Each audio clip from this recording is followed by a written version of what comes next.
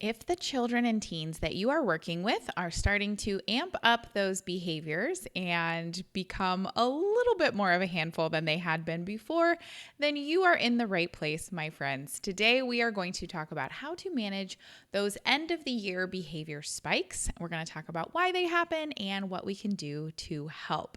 So welcome. I see Renee in here live with me inside the hub. Hey, Renee, welcome. So I am actually live inside the hub, and we are going to hope for the best here in terms of our tech because the internet is a little bit wonky right now. We have been having tornadoes go through. We've been having power outages and internet outages. So I'm just going to keep my fingers crossed and hope that we can actually make it through this without getting kicked off. Hey, Rebecca, welcome. So Renee and Rebecca, let me know if you can actually hear me okay. It kind of looks like it's lagging to me. But those of you who are listening to the podcast should have a nice clear recording because I have that software operating outside of the world of the internet.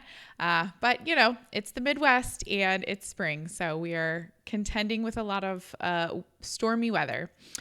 But anyway, let's jump in today with our podcast. So we want to talk about these challenging end of the year behaviors. Now, everybody knows that once we hit maybe about the last 6 weeks of school, things tend to get a little wild. And it looks different for every kid, right? And it looks different in different schools and different settings, and depending on what your summer situation is. So there's a lot of variability here, but we're going to talk today about some of the common behaviors that we see and just some strategies that we can do to kind of help everybody stay a little more regulated and stay the course to get through the rest of the school year. All right, so let's see here. I want to make sure I'm not missing anything in my notes. Okay, so the core thing that I want you to take away from this is the kind of the why behind these behaviors that we're seeing. And so basically what's happening here is when we get to the end of the school year, we have two different groups of kids who are having these challenging behaviors. The first group is just the ones that are kind of anxious. They're nervous. They don't know necessarily what's happening beyond the end of the school year, or they're starting to feel that transition anxiety.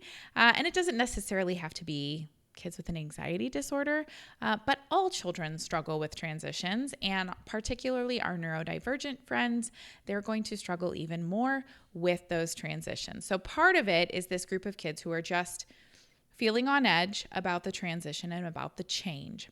Now, the other group are the ones who maybe have some attachment issues.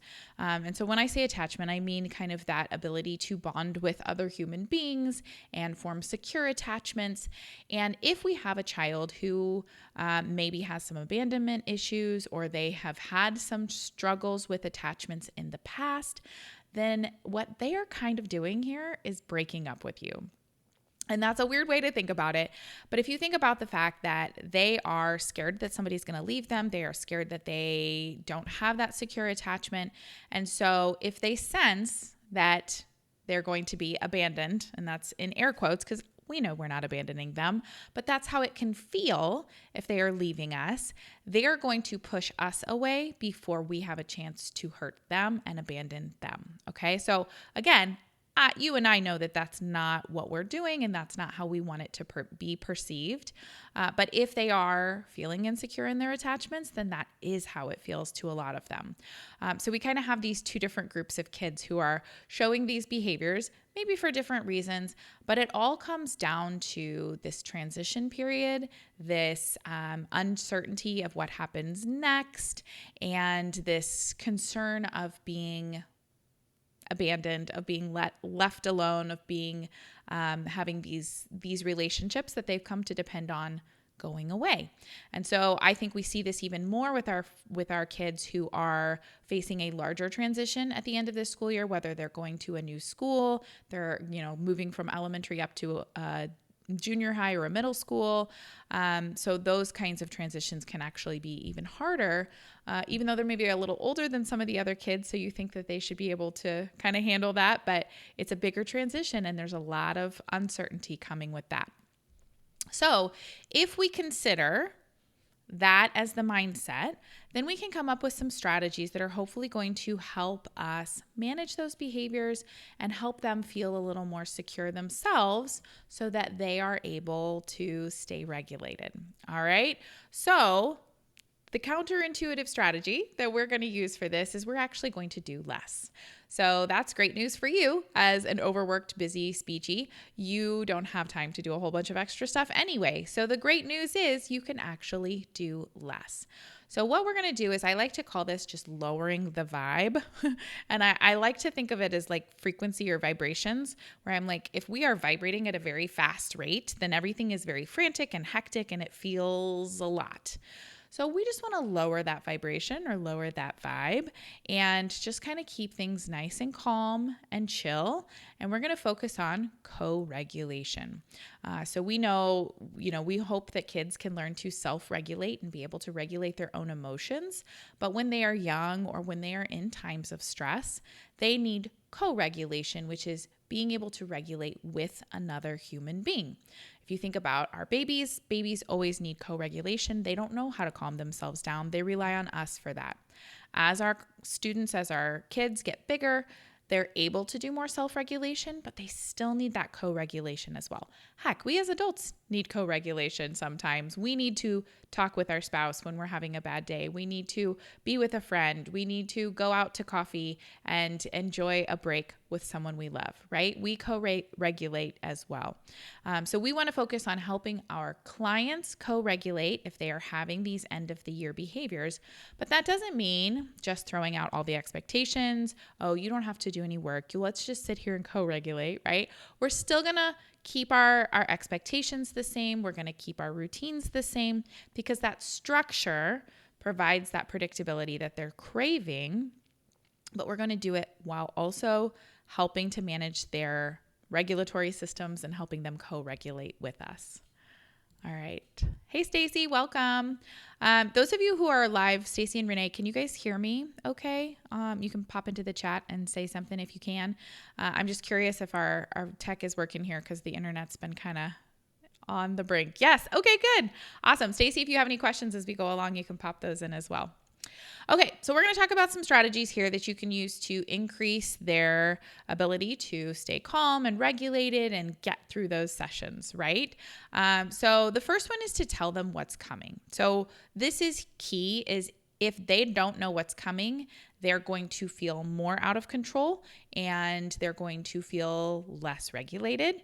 And so being able to explain to them in words that make sense to them what's coming can be super, super helpful for helping them get through that transition a little more easily.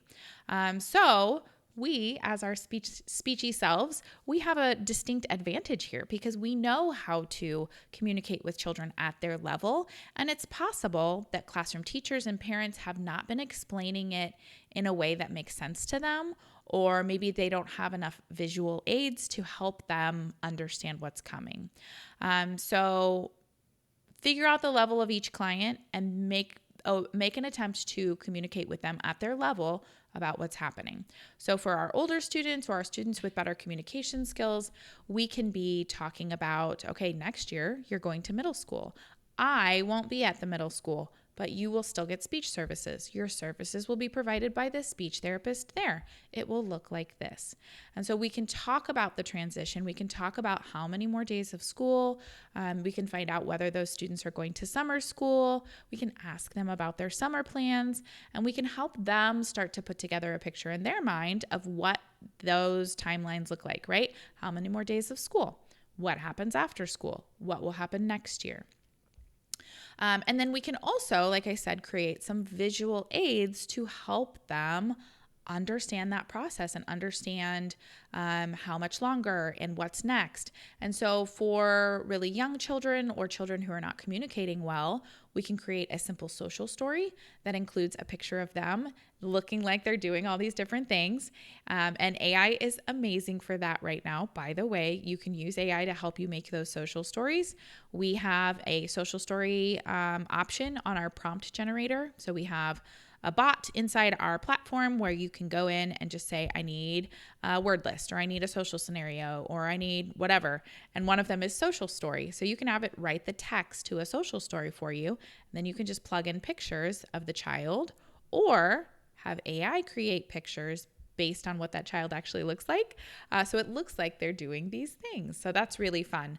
But yeah, having some sort of visual to help them understand that, super helpful. Now, another thing that you can do to kind of give them something to look forward to during this transition is to have some sort of an end of the year celebration. And so this could be a speech party, and it could be just, whenever their last speech session is, or maybe the week before the last week, you say, this is our speech party week, and it's just during their session. Or you could arrange with your administration to have a separate kind of event where all the kids who come to speech get to go maybe to the gym one afternoon and play games, or, you can have some activities set up, bubbles, play with balloons, have a dance party, get some glow sticks, just something fun that you can say, hey, we're looking forward to this piece of the transition, because transitions are hard. And so being able to say, oh, here's this fun part of the transition that we're looking forward to can be really helpful as well. And then along with either the celebration, or even if it's just along with trying to count down to the end of the school year, having a visual countdown can be super helpful as well. So you can do those paper chains where you make strips of paper and make them into a chain, and you take one off for each day. You can have just numbers on your dry erase board. There's a lot of tech tools where you can make a little timer that will count down and show how many days left. And so doing something like that gives them a better understanding of how long until those transitions happen. Because for a lot of these kids, they're thinking, oh, this transition is just going to happen out of the blue, right? One day I'm going to wake up and I'm not going to go to school anymore, and my life's going to be in shambles. So being able to help them count down and understand the timeline of that can be really helpful as well. Okay. The next strategy is to set clear and consistent expectations. So as we are going through this, we don't want to just say, oh, okay, I know you're having a hard time, so you can get away with whatever. We want to make sure that we're still setting expectations for them. Here's the things we're doing today. We are making sure that they're doing work, even if it is maybe we need to lower the expectations of that work slightly in terms of what we're expecting them to do, but we still need to maintain expectations, right? So using that, making sure that there are consequences if they're not exhibiting the behaviors that we want them to show, or if they're not following expectations, but make sure you don't take away the end of the year celebration. That is a piece that they need to help them close this chapter in their lives and mentally understand that it's over. And they have worked hard and they've done a lot of really cool things this year. So we don't want to take away that piece. If you need to take away something else, sure, but not the end of the year celebration. Keep that part as this is a guaranteed, you've done the work, you've been here, you're getting this, and then find other ways to hold them accountable, whether it's working with your administration on having some other staff member to help you with discipline or whatever that is. Just make sure that you are setting those expectations and holding them accountable, but not taking away their celebration. All right. And then the last strategy I have, we got some more too, but the last big one here is to keep your sessions simple and consistent. So having a consistent routine where your sessions always start the same way, the same thing happens in the middle, and they end the same way, and having the same routine over and over again is really going to help at this time of the year, especially when things are getting more chaotic in their classroom. I know in our state, we're doing state testing right now, which means all of the posters had to come off the walls because the kids can't cheat, quote unquote, by looking at the posters. And so the classrooms are starting to get stripped. The schedules are messed up so that they can do these testing blocks. And then we have our district assessments that happen after the state assessments. And then there's field trips and parties and celebrations and field days. And it's wild, right? Everything is out of whack. And even though a lot of those things are fun, it's still a lot on our friends who are used to structure. And so if we can at least keep our little piece of it the same, where we do the same thing every time, that's going to be really, really helpful. So those of you who are inside our curriculum subscription, we have our virtual therapy table that has all that built in for you. On that page, you will find a grounding activity that you do first. It's ringing the chime. There is a done button at the end where you shoot off some fireworks. And so you can use that as your structure. You start by ringing the chime, and then in the middle, you do the activity. We have a worksheet of the day that's posted on that page. So you just print off the activity for that day. They do this activity while they're practicing their speech or language skill. And then at the end, they push the done button and it shoots off fireworks. Super simple, but it gives them a consistent routine that they can predict, and they can say, okay, now I know when it's time to work. Now I know when it's done. And that's super, super key there. All right, let's see. All right. So the other kind of key here is, there's a lot up in the air. There's a lot of craziness. The screens, I'm not sure how deep to go into this. We did an episode recently on how working from paper is more effective for learning than screens, right? And we know that screens are more alerting to children than paper, which is more calming. And so especially at this time of the year, I really challenge you guys to move away from your screen-based activities and just focus on paper for a couple of reasons, but the big one here being that it is going to be more calming and grounding to have a physical piece of paper in front of you than working from screens. Now, I say that our virtual therapy table is on a screen, but the activity that is on that virtual therapy table, you're going to print off and give them a copy of. So they can use our virtual therapy table to roll a 20-sided dice on there, or you can use an actual physical dice. But if you don't have a 20-sided dice, you can use the one on the screen and then have them do the activity on their paper. And then the other thing you can do with paper is we have our goal packets, which are just workbooks that work on a specific skill that they need to work on. And so you can grab one of those from our program as well, print that out, and then they have their paper packet that they're working from, and then their paper activity. That's the fun thing they do in between reps. And then that gives them that grounding, that paper-based activity instead of being on screens all day, every day, which is getting to be a lot at this time of year. Okay. A couple more last minute ideas for you. See if you can find some sort of calming toolkit or put together a calming toolkit. Grab some fidgets that you have, some tactile stuff. I've got these putties. I should have grabbed them. There's these TheraPutties from, I will have to look up the name of the company because it's eluding me. Oh, Fun and Function. And they have little figures inside the TheraPutty. And so there's like one that I have that's farm themed. And so it looks like mud, and then their little animals are inside, and you like pull them out of the TheraPutty. So it's something to do with your fingers, stuff like that. Weighted blankets, weighted vests, if you have stuff like that you can use, craft supplies, anything to just kind of keep them engaged and give them some of that sensory input. Gather those calming activities and have that available in your room for friends who need it. You can also plan on your end of the year celebration and tell your students about it. Help them count down to that. Create some sort of a visual countdown.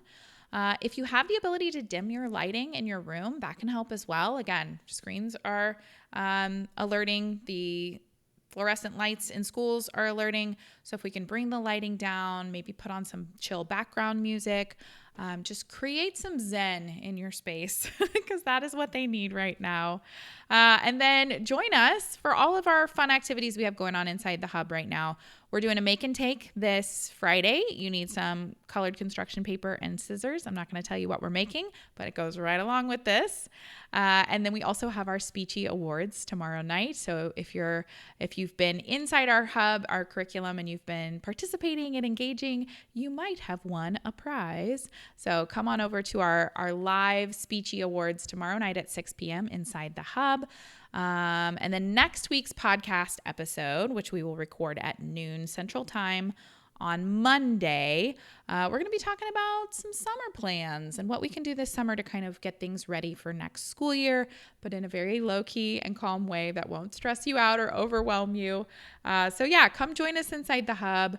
We've got a lot of really cool stuff going on, and we'd love to have you over there at hub.speechandlanguagekids.com. Thank you, Carrie. Great ideas. Thank you, Renee. Thanks for coming. All right. Well, we will wrap it up for today. But if you guys have any other questions, you can hop inside our discussion board, chat with us in there. That's also at the Hub. And we'll be in there all week answering questions. And then don't forget to download our speech activities of the day. The one today is really fun if you haven't grabbed it yet. It's a roll a silly story.